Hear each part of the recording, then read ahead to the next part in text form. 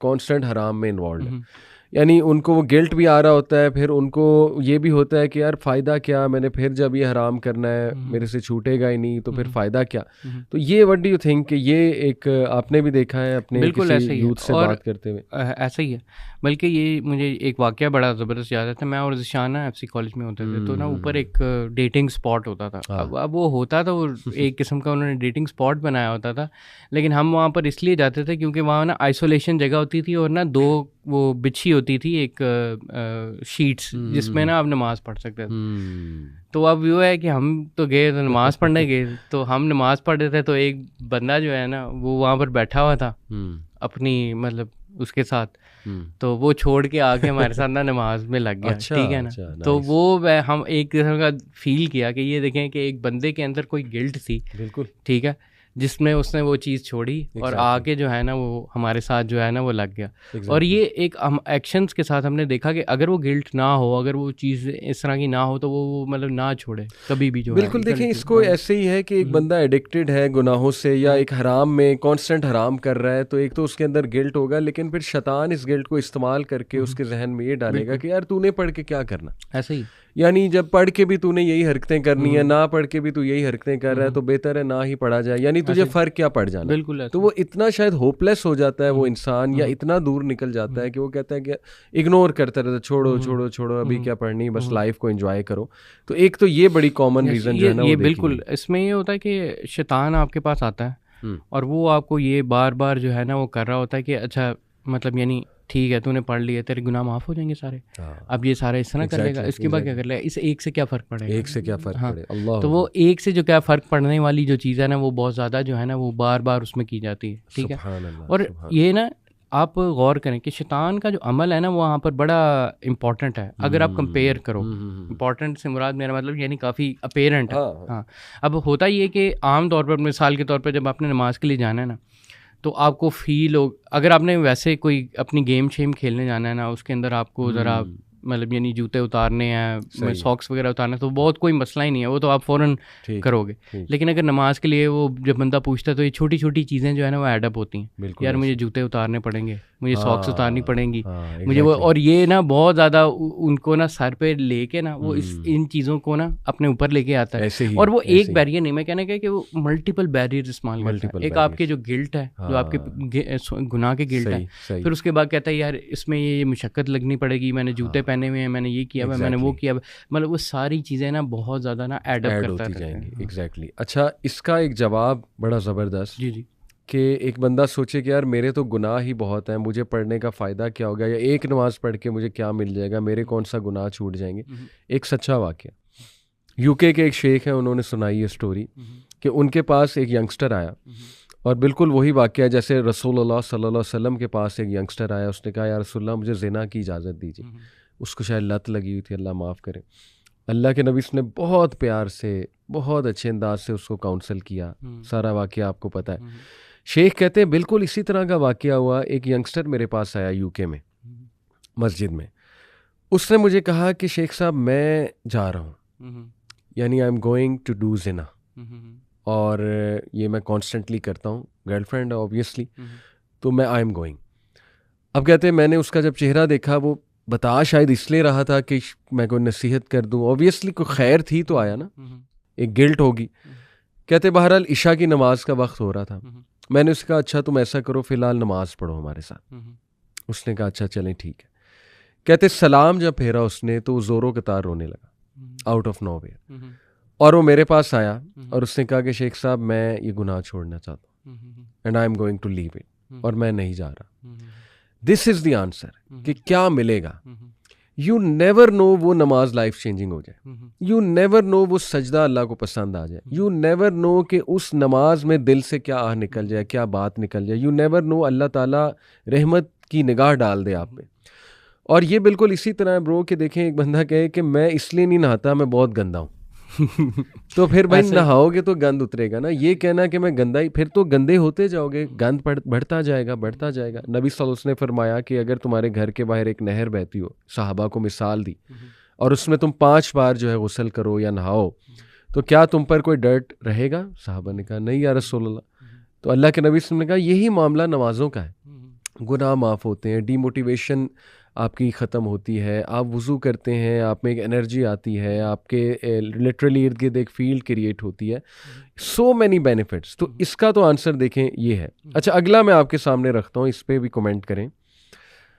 अगली रीज़न ये देखी गई कि एक बंदा, और ये बहुत कॉमन है, हर मेरे ख्याल में हमारी भी शायद ये रीज़न थी जब नहीं पढ़ते थे, अल्लाह माफ़ करे, कि एक बंदा ऐसे एनवायरनमेंट में है जहाँ पे नमाज को फॉस्टर ही नहीं किया जा रहा, या नमाज पढ़ना इनकरेज्ड ही नहीं है। जैसे बंदा एक कॉरपोरेट में काम कर रहा है, एक कंपनी में काम कर रहा है ही नहीं, मस्जिद एग्जिस्ट ही नहीं करती, खुद करनी है, मुसल्ला एक आधा होगा, पढ़नी है तो पढ़ लो, लेकिन अलग से कोई स्पेस डेडिकेटेड नहीं है, या कोई स्कूल है वहाँ पे कुछ स्पेस डेडिकेटेड नहीं है। तो मेरे ख्याल में we have been through this कि दोस्त भी इर्द गिर्द नहीं पढ़ रहे, ना कोई मस्जिद का इंतज़ाम है इर्द गिर्द, ना कुछ और है, तो फिर बंदा कहाँ पढ़े नमाज। बिल्कुल, ये जो स्पेशली कॉर्पोरेट इन्वायरमेंट्स है, स्कूल की इन्वायरमेंट्स है, स्कूल जाते हैं 1:30-2 बजे तक, टीचर्स जो हैं वो फुल ड्यूटी पे वो लगे होते हैं, ना बच्चों को इनकरेज किया जाता है इस चीज़ में।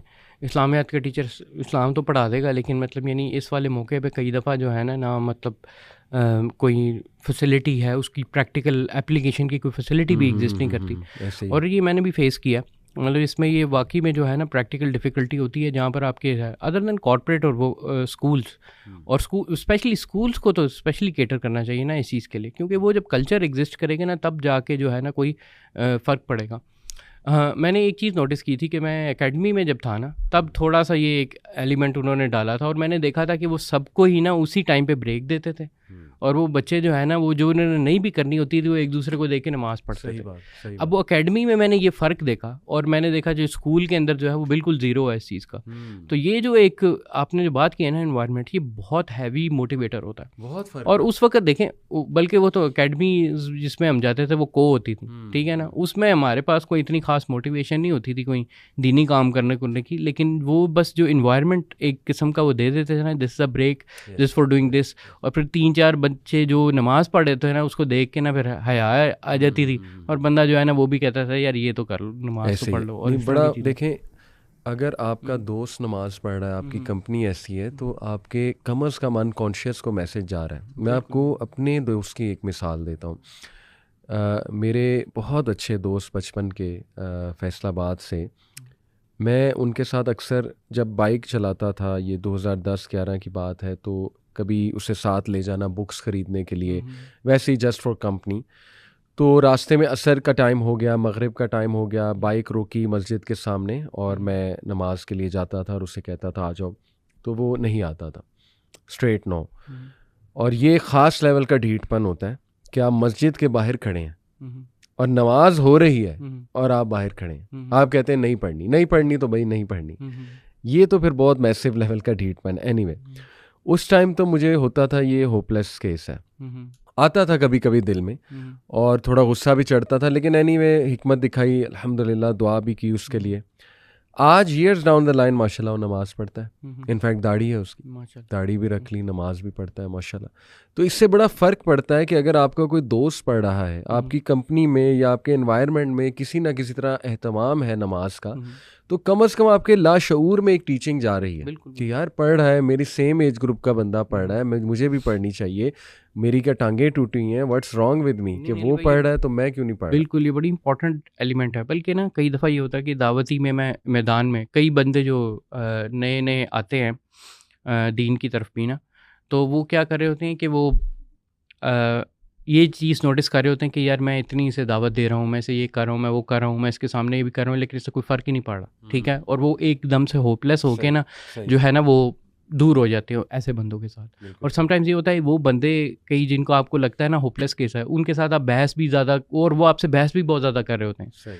वो जो बहस कर रहे होते हैं ना, मैं अंदर उनकी साइकोलॉजी ये समझाना चाहता हूँ आपको कि वो अंदर से एक्चुअली में टर्मोइल के अंदर होते हैं। वो जो बंदा आपके साथ बहस कर रहा है ना इस क्वेश्चन में कि जैसे इसका कोई फ़ायदा नहीं है, इसका ये नहीं, वो एक इंटरनल टर्मोइल में ज़रूर है, और वो चाह रहा है कुछ ना कुछ अपना सोल्यूशन चाह रहा है, अपने इंटरनल का ना वो सोल्यूशन बंदा चाह रहा है। बहस करना उसका एक डिफेंस, बिल्कुल उसका एक डिफेंस मैकेनिज्म है। और समटाइम्स ये होता है कि वो जब अकेला होगा ना अपने साथ, तो वो ये चीज़ें थॉट्स और रिफ्लेक्शन उसका हिस्सा बनती हैं, ये कभी नहीं जाती। और सेम केस जो हम कई दफ़ा समझते हैं कि यार मैं इतनी दफ़ा उससे कहा है कि नमाज़ पढ़ने की तरह, अब मैं ज़रा वो हो गया, डोंट डू दैट। बस उनके सामने अगर आप एक्शन करते जाओ, करते जाओ, डोंट स्टॉप, बिल्कुल ठीक है ना।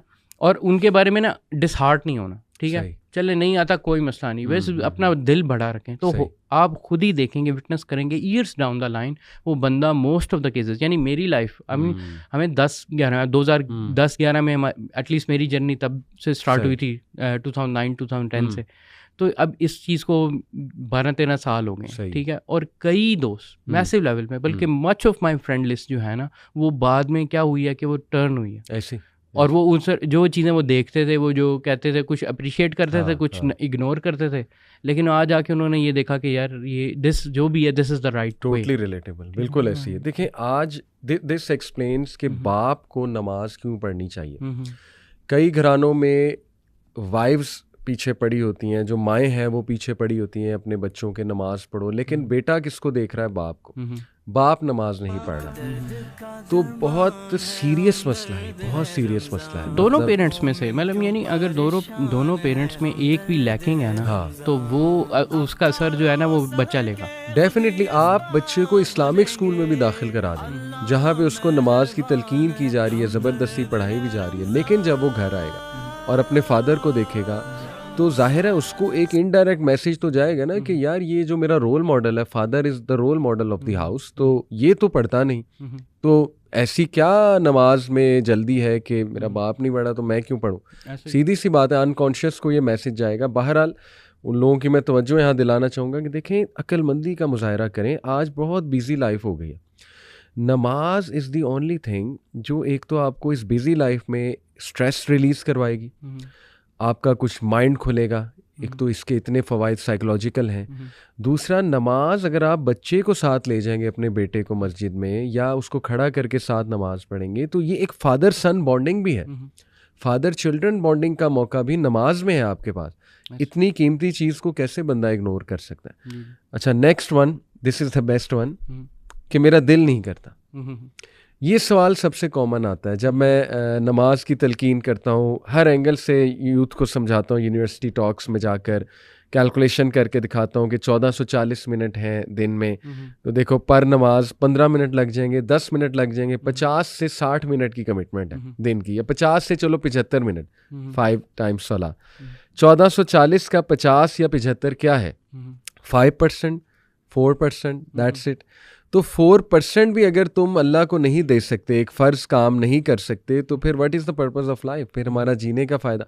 लेकिन वो काउंटर आता है, वो इफ्स और बट्स बहुत है ना, काउंटर आता है कि नहीं देखें दिल नहीं करता, जब दिल करेगा तब पढ़ेंगे। तो इस पर आपने भी देखा होगा बहुत कॉमन आर्गूमेंट है, और शायद आपने भी कभी ये आर्गूमेंट बिल्कुल हम दिया तो हम खुद भी इस तरह के आर्गूमेंट्स देते थे, बल्कि फिर आप काउंटर आर्गूमेंट भी देते हैं, ठीक है, अपने का पढ़ने का दिल करता है तो यानी अगर बच्चा है तो उसको काउंटर कहते हैं सर नमाज का दिल नहीं करता, पढ़ने का दिल करता है, सही कहता है नहीं तो फिर क्यों पढ़ते हैं? स्कूल जाने का दिल करता है, ठीक है ना, खाने मतलब ये नहीं इस तरह ना, जो कई चीज़ों समझ गए तो we do a lot of things in daily life जो कि जो है वो दिल नहीं करता, लेकिन जो है वो दिल नहीं करता, लेकिन उसके बावजूद करनी चाहिए। और देखें कई दफ़ा ये होता है कि हमें लॉन्ग टर्म किसी चीज़ के बेनिफिट नहीं समझ आते, और बच्चों को ये समझाना जो है ना वो इतना आसान नहीं है। और इसके लिए ना एक बड़ी इंपॉर्टेंट एक्सरसाइज जो है ना, वो बच्चों को ना नमाज का जो पर्पस है, मकसद है ना, इसको वो बार बार बताना कि वो क्या होता है, ठीक है। अल्लाह ताला से गुफ्तगू जो है वो गुफ्तगू बहुत इंपॉर्टेंट चीज़ है, यानी इसके अंदर ऐसे एलिमेंट्स हैं नमाज के अंदर जो ना हमारे सामने एज अ यंग टीनेजर्स हमारे जहन में बिल्कुल भी नहीं थे, सही, कि हम क्या कर सकते हैं नमाज के अंदर। बिल्कुल सही, हमारे जहन में एक रटे रटाए अल्फाज हैं और फिर उसके साथ एक्सरसाइज है।